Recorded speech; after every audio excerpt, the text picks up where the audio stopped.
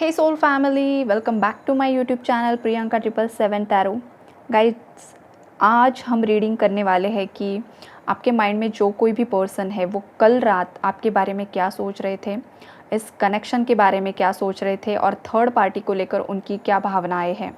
तो यहाँ पर जो एनर्जीज़ निकल कर आई है, आपके जो पार्टनर है ना, उन्होंने जब आपको छोड़ा था, लाइफ से कट ऑफ किया था, तो उनके माइंड में यही चीज़ें थी कि इनकी लाइफ आपके बगैर भी अच्छी हो सकती है, आपके बगैर भी ये इंसान जी सकते हैं, लाइफ में खुश रह सकते हैं। बिकॉज़ थर्ड पार्टी ने पास्ट में उन्हें ऐसा प्रिटेंड किया था कि वो उनके लिए काफ़ी ज़्यादा पॉजेसिव है, उनकी बहुत उन्हें केयर है, बहुत ज़्यादा प्यार करते हैं। फिर ये थर्ड पार्टी फैमिली मेम्बर्स हो सकते हैं या कोई अदर पर्सन भी हो सकता है। आपके केस में जो भी होगा आप रेजोनेट कर लीजिए। तो अब कल रात क्या सोच रहे थे आपके पार्टनर? पहले तो उन्होंने ये सोचा था, आपको फॉर ग्रांटेड ले लिया था, लेकिन अभी कल रात में वो काफ़ी ज़्यादा ओवरथिंक कर रहे थे आपको लेकर, इस कनेक्शन को लेकर। उनके माइंड में इतने ज़्यादा थॉट्स थे कि हो सकता है कि ये पर्सन अच्छे से सो भी नहीं पाया था या पाई थी। स्लीपलेस नाइट्स की एनर्जीज़ है यहाँ पर। इतना ज़्यादा बर्डन बढ़ चुका है इस पर्सन के ऊपर, इतनी ज़्यादा रिस्पॉन्सिबिलिटीज़ बढ़ चुकी है कि ये पर्सन काफ़ी ज़्यादा स्टक फील कर रहे हैं। थर्ड पार्टी के लिए उन्होंने पास्ट में जो भी अच्छा सोचा था वैसा कुछ भी नहीं हो पा रहा है गाइस। थर्ड पार्टी में आपके पार्टनर बिल्कुल भी खुश नहीं है। देखिए, 5 ऑफ कप्स का कार्ड अगर आपको यहाँ पर दिख रहा होगा, 3 जो कप्स है वो नीचे गिरे हुए हैं और उस पर्सन के पीछे 2 कप्स हैं जो खड़े हैं, और वो जो 2 कप्स हैं वो 2 ऑफ कप्स की एनर्जीज़ है आपके लिए। ये पर्सन बड़ी खुशी से थर्ड पार्टी में गए थे, सोचा था कि लाइफ सेट हो जाएगी, सब अच्छा हो जाएगा। लेकिन जब भी कोई इंसान सेल्फिशनेस के साथ कोई भी डिसीजन लेता है, लालच के लिए कोई भी डिसीजन लेता है, तो बदले में क्या मिलता है? गद्दारी मिलती है, चीटिंग मिलती है। एग्जैक्टली वही हुआ है। अभी इस पर्सन की लाइफ से खुशियाँ छिन चुकी है। इस पर्सन की लाइफ में हैप्पीनेस बिल्कुल भी नहीं बचा हुआ है। यहाँ पर काले बादल छाए हुए हैं, काला अंधेरा छाया हुआ है। हो सकता है ये पर्सन बाहर लोगों को प्रिटेंड करते हैं कि ये बहुत ज़्यादा स्ट्रॉन्ग पर्सनैलिटी है, इनकी लाइफ में सब ठीक चल रहा है, कोई दिक्कतें नहीं है, थर्ड पार्टी के साथ भी सब ठीक चल रहा है। बाहर निकलते हैं तो ऐसा लगता है कि इनकी लाइफ नॉर्मल चल रही है, लेकिन बिहाइंड द सीन, घर के अंदर की जो बातें हैं वो काफ़ी ज़्यादा टॉक्सिक दिख रही है यहाँ पर मुझे। बाहर वो अच्छा क्यों प्रिटेंड करते हैं? बिकॉज़ हो सकता है अगर ये आपके हस्बैंड या वाइफ के लिए आप देख रहे हो, तो आसपास के लोगों को या आपके रिलेटिव्स को पता है कि क्या हुआ है एग्जैक्टली। तो अब ये लोग ना बाहरी लोगों को ये दिखाना चाहते हैं कि उनकी लाइफ में अच्छा चल रहा है। बिकॉज़ अगर बाहरी लोगों को पता चलेगा कि इनकी लाइफ में नेगेटिविटी आ चुकी है तो लोग इन्हें ताने मारेंगे। तो ये ना खुद को बचाने की यहाँ पर कोशिश में लगे हुए हैं। और अगर ये रीडिंग आप आपके गर्लफ्रेंड या बॉयफ्रेंड के लिए भी देख रहे हो, तो उस केस में भी यही है कि ये पर्सन बस प्रिटेंड कर रहे हैं कि ब्रेकअप के बाद या किसी और पर्सन को चुनने के बाद इनकी लाइफ सेट है, सब स्मूथली वर्कआउट हो रहा है, लेकिन गलत है। बहुत ज़्यादा नेगेटिविटी है, हैवीनेस है, मूव ऑन करने की एनर्जीज़ है। ये पर्सन इतना तक सोच रहे थे कल रात कि इन्हें सब छोड़कर कहीं हिमालय पर निकल कर जाना है। कोई नहीं चाहिए अब इस पर्सन को उनकी लाइफ में, ना थर्ड पार्टी। और कभी कभी तो ये भी माइंड में आता है कि आप भी नहीं चाहिए हो, थर्ड पार्टी भी नहीं चाहिए, मुझे कोई भी नहीं चाहिए, मुझे बस शांति चाहिए। देखिए, बैकग्राउंड में कंफर्मेशन मिल गया। शांति की तलाश में ये पर्सन निकल जाना चाहते हैं माउंटेन्स पर। ये पर्सन काफ़ी ज़्यादा फ्रस्ट्रेट हो चुके हैं, लेकिन भाग कर जाने की भी जब इनके माइंड में थॉट्स आ रहे थे ना कल रात, फिर भी उन थॉट्स में आप ही थे गाइस। उन्हें लग रहा था कि शायद अगर आप उनकी लाइफ में उस वक्त होते तो इनकी लाइफ काफ़ी ज़्यादा बेहतर होती, इनकी लाइफ में पॉजिटिविटी होती, इनकी लाइफ में अबंडेंस होता, आज ये लाइफ में काफ़ी ज़्यादा आगे निकल चुके होते। हो सकता है ये पर्सन जो है ना, मेल फीमेल जो कोई भी है आपके पार्टनर, खुद की लाइफ बाकी लोगों से कंपेयर कर रहे हैं, बाकी लोगों को देख रहे हैं कि उनकी लाइफ में उनकी शादियां हो रही हैं, अच्छे जॉब्स उन्हें मिल रहे हैं, उनके बच्चे हो रहे हैं, सब कुछ अच्छा अच्छा चल रहा है। अब ये पर्सन अपनी खुद की लाइफ बाकी लोगों से कंपेयर कर रहे हैं, जो कि बहुत गलत बात है। बिकॉज़ भगवान ने हर इंसान को डिसीजन मेकिंग पावर दिया हुआ है। हर इंसान के हाथ में होता है कि उसे क्या निर्णय लेना है खुद की लाइफ के लिए। अगर कोई इंसान सही निर्णय लेता है, खुद के लिए स्टैंड लेता है, खुद की खुशियों के लिए स्टैंड लेता है, तो उसी क्षण उसकी डेस्टिनी चेंज हो जाती है, उसकी लाइफ में पॉजिटिविटी अट्रैक्ट होती है।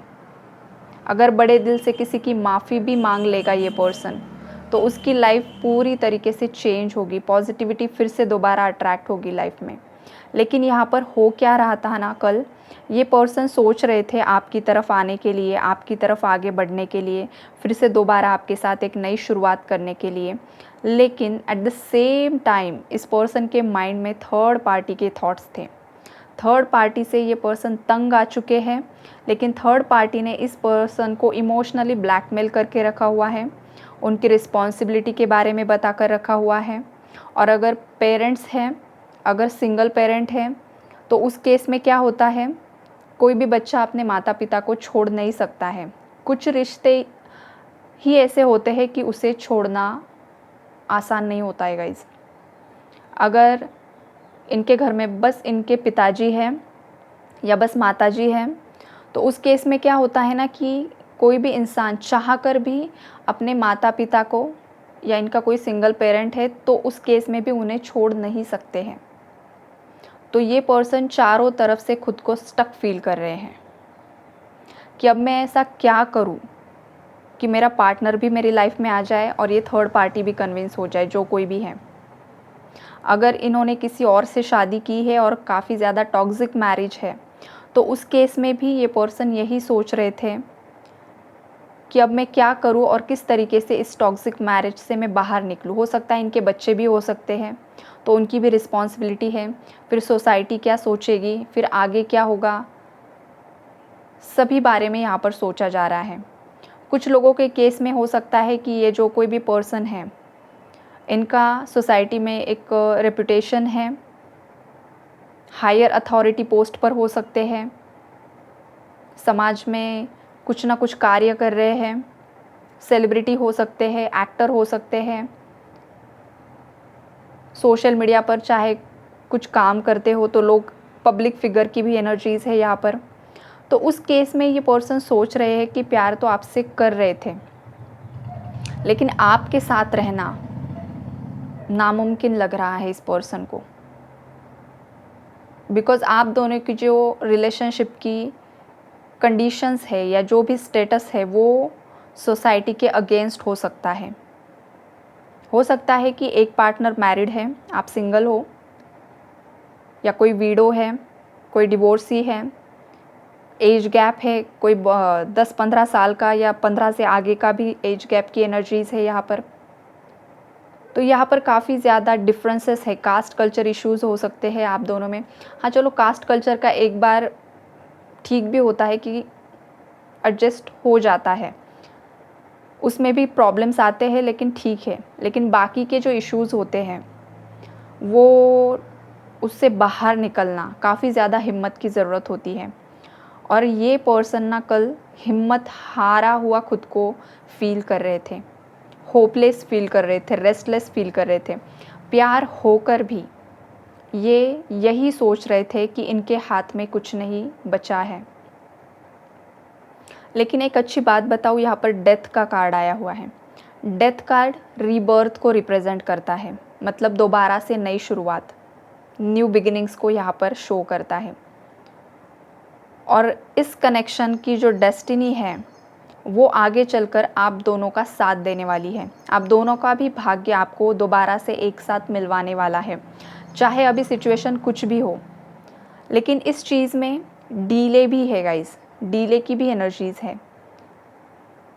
लेकिन जब आप दोनों की एनर्जीज़ एक पेज पर आएगी, एनर्जीज हील होगी, पॉजिटिव होगी, देन आपकी लाइफ में आप दोनों का फिर से एक बार परमानेंट रियूनियन यहाँ पर होगा।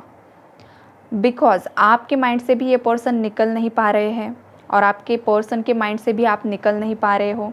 आप दोनों की भी एनर्जीज मिरर हो रही है, दोनों भी एक दूसरे के लिए पॉजिटिव हो, दोनों का भी प्यार म्यूचुअल है।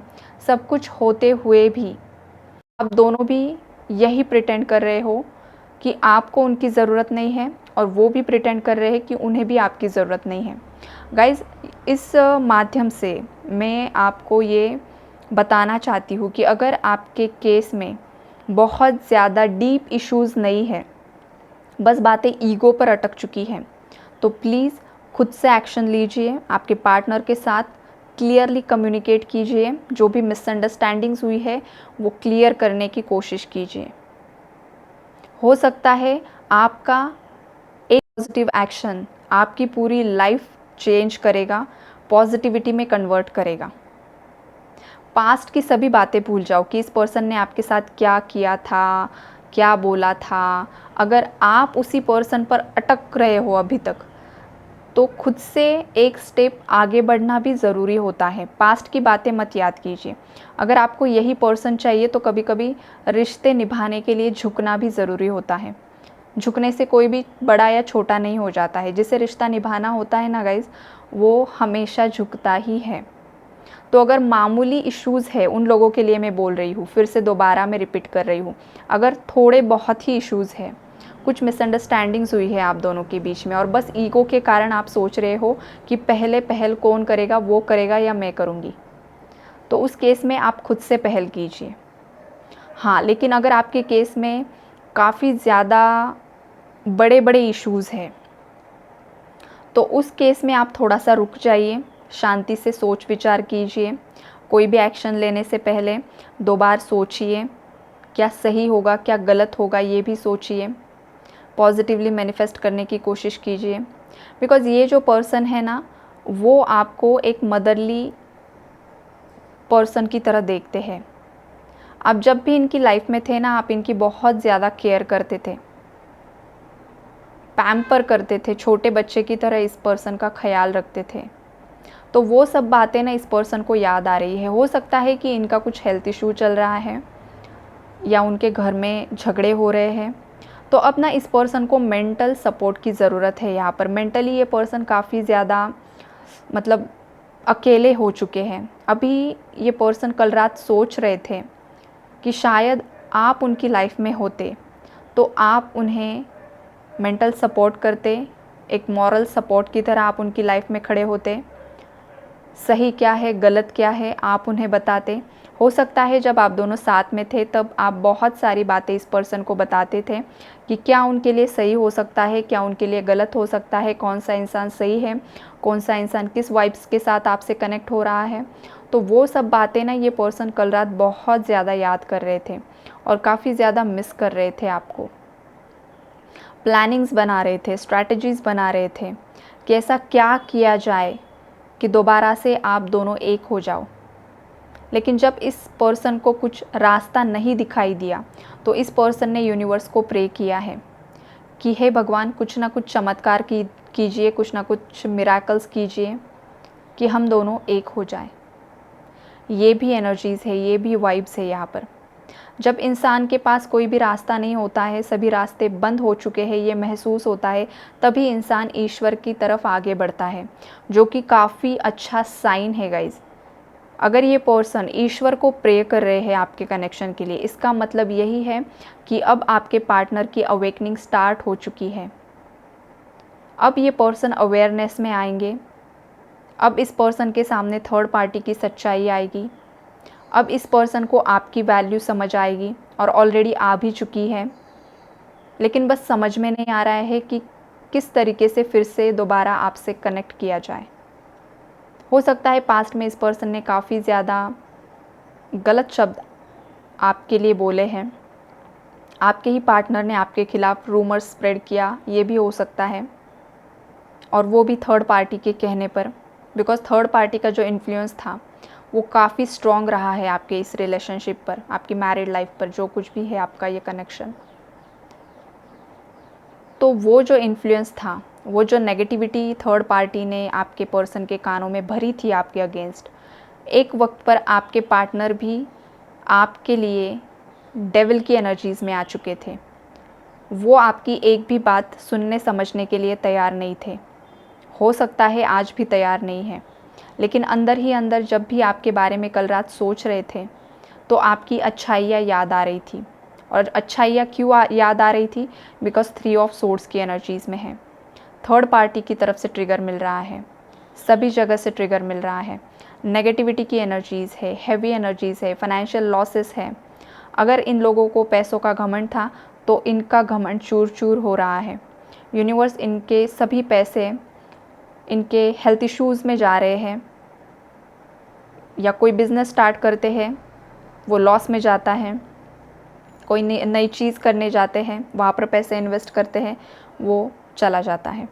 तो इनके जो पैसे हैं वो ऐसे ही निकल कर जा रहे हैं, मतलब उसका जो बेनिफिट है वो कुछ नहीं मिल रहा है, सब पैसे ऐसे ही जा रहे हैं। तो ये लोग ना अभी टेंशन में आ चुके हैं, और आपके पार्टनर भी। थर्ड पार्टी के लिए तो आपके पार्टनर, मुझे नहीं लगता कि उनके दिल में कुछ भी पॉजिटिविटी बची है। नो, अकेले हो चुके हैं ये इंसान, अपने खुद के ही घर में अकेले हो चुके हैं, खुद के ही घर में आइसोलेशन में रहते हैं, एक कमरे में बंद रहते हैं। बस जितनी ज़रूरत की चीज़ें होती है उतना ही सामने आते हैं, ऑफिस पर जाते हैं, और जब भी घर पर आते हैं अपने अपने रूम में रहते हैं। ये भी एनर्जीज़ है यहाँ पर। उनका इंट्यूशन गाइज आपकी तरफ ही उन्हें पुश कर रहा है, आपके पार्टनर का। कल रात तो ये पर्सन काफ़ी ज़्यादा आपके लिए पॉजिटिव हो रहे थे, काफ़ी ज़्यादा आपकी ओल्ड चैट्स, ओल्ड फ़ोटोज़ देख रहे थे। ये भी एनर्जीज़ है यहाँ पर। और आपकी तरफ अट्रैक्ट भी हो रहे थे, प्लानिंग्स बना रहे थे। अब ये पर्सन सोच रहे हैं कि अब वक्त आ चुका है इस कनेक्शन पर वर्क करने का, काम करने का, ताकि उनकी लाइफ में भी पॉजिटिविटी आए। ये पर्सन भी थक चुके हैं अब ये खेल खेल कर। आपके पार्टनर ने भी काफ़ी ज़्यादा माइंड गेम्स खेले हैं गाइज आपके साथ में। ये पर्सन भी इतना आप सोचते हो, इतना भी दूध का धुला हुआ इंसान नहीं दिख रहा है। इसने भी काफ़ी ज़्यादा चालाकियाँ की है guys. Sorry if you don't mind, but आपको लगा, लेकिन एनर्जीज़ है तो यहाँ पर एक्सप्लेन करना भी ज़रूरी है। ये पर्सन इतने भी सीधे साधे नहीं है, चालाक है। चालाकी से इन्होंने खेल खेला है। और कुछ लोगों के पर्सन खुद की मर्ज़ी से थर्ड पार्टी को इन्होंने चुना और आपको चीट किया। लेकिन अब जो थर्ड पार्टी के असली रंग सामने आए हैं ना, तो आपकी यादें आ रही हैं।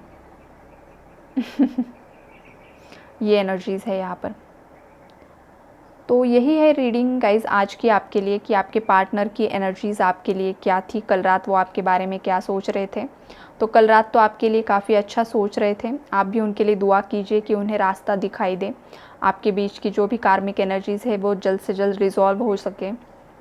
आप भी प्रेयर्स कीजिए, आपकी भी दुआएं कबूल होंगी। चलो, goodbye and take care. God bless you all.